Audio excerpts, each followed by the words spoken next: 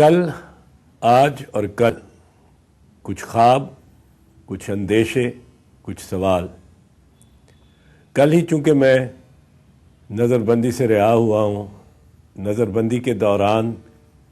کون سے افکار پریشاں کرتے رہے، کیا سوچتا رہا، ان کو چند اشعار میں ڈھالا ہے، آپ تک پہنچانا چاہتا ہوں۔ بہت سے سوالات اٹھتے ہیں کہ کیا پاکستان ایک فلاحی ریاست کے طور پہ بنایا گیا تھا، یا اس کو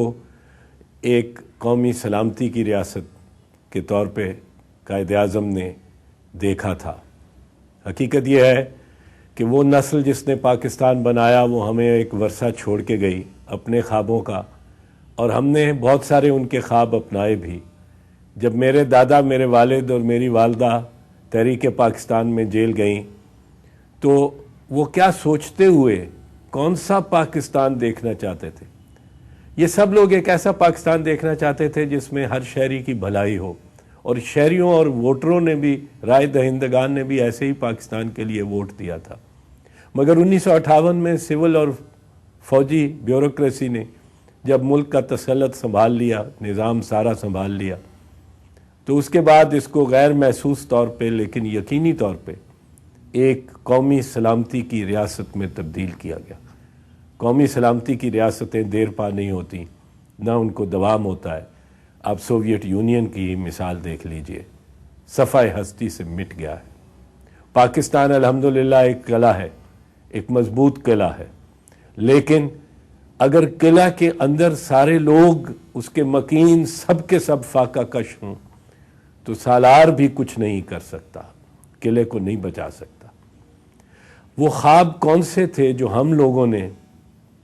ورثے میں حاصل کیے، اور پھر ہم لوگ جنہوں نے عہد جوانی اپنا 70 کے عشرے میں کاٹا، کیا ہم ان خوابوں کے پیچھے چلے، ان کا تعاقب کیا، ان کو آنکھوں میں بسایا، ان کو آپس میں بانٹا، یا چھوڑ دیا؟ اور آئندہ ان خوابوں کے ساتھ ہماری آنے والی نسلوں کو کیا کرنا چاہیے؟ کیا اگر وہ سچے خواب تھے تو ان کے پیچھے چلنا چاہیے؟ کل، آج اور کل، کچھ خواب، کچھ اندیشے، کچھ سوال۔ عہد جوانی میں دیکھے تھے کیسے کیسے خواب سہانے،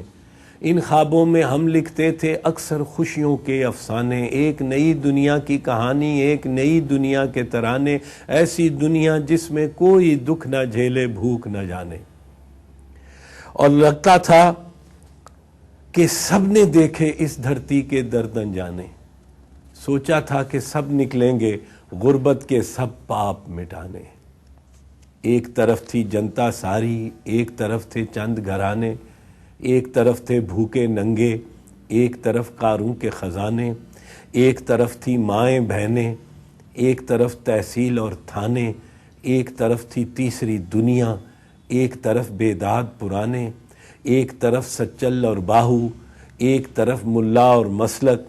ایک طرف تھے ہیر اور رانجھا، ایک طرف قاضی اور چوچک، ایک طرف امرت کے دھارے، ایک طرف تھے دھارے بھس کے، ساری دنیا پوچھ رہی تھی بولو اب تم ساتھ ہو کس کے؟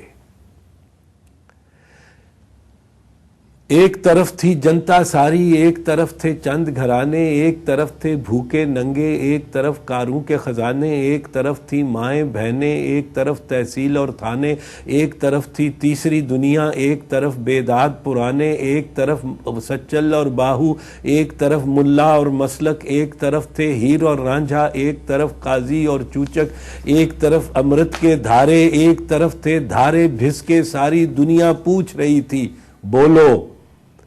اب تم ساتھ ہو کس کے؟ اور ہم یہ باور کر بیٹھے تھے سب ساتھی ہیں مزدوروں کے، سب حامی ہیں مظلوموں کے، سب ساتھی ہیں مجبوروں کے۔ اور ویتنام کی جنگ میں لوگوں ہر ایک جانبدار ہوا تھا، ایسا دور چلا تھا مے کا،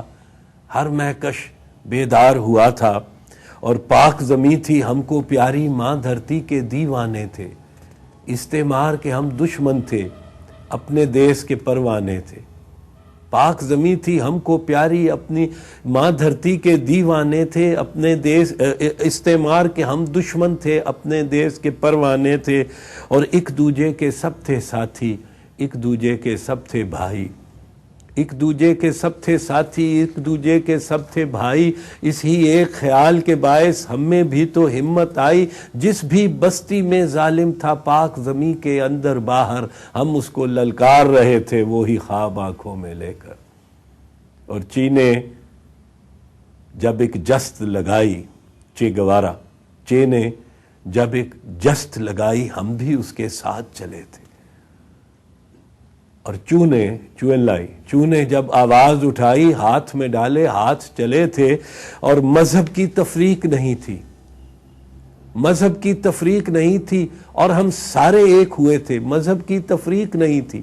اور ہم سارے ایک ہوئے تھے، دنیا بھر کے سارے بے کس غم کے مارے ایک ہوئے تھے، مذہب کی تفریق نہیں تھی، اور ہم سارے ایک ہوئے تھے، دنیا بھر کے سارے بے کس غم کے مارے ایک ہوئے تھے۔ چین سے لے کر افریقہ تک دنیا کا تھا ایک ہی نقشہ،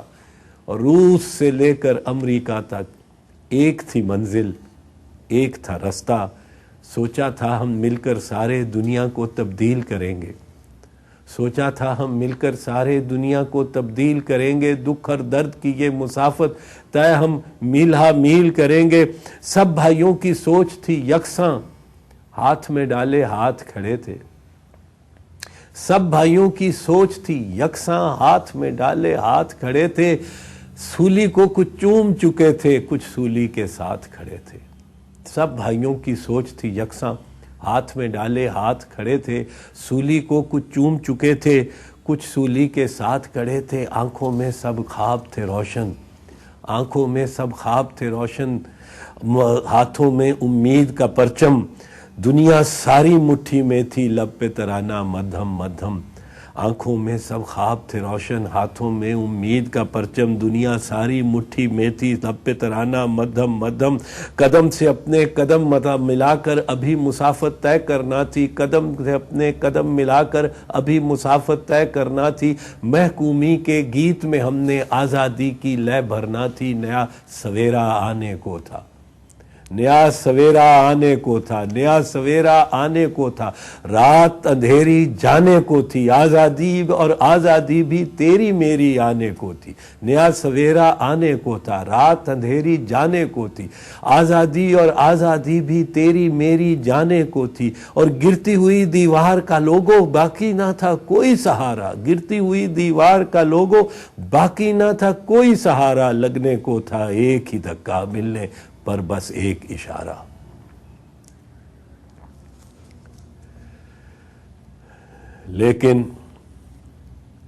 لیکن ہم تو بکھر رہے تھے اور ہم کو احساس نہیں تھا، خواب ادھورے بھی رہتے ہیں اس کا ہم کو پاس نہیں تھا۔ لیکن ہم تو بکھر رہے تھے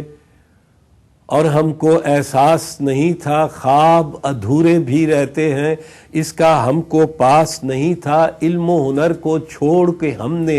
اپنے اپنے مسلک پالے، علم و ہنر کو چھوڑ کے ہم نے اپنے اپنے مسلک پالے، رنگ و نسب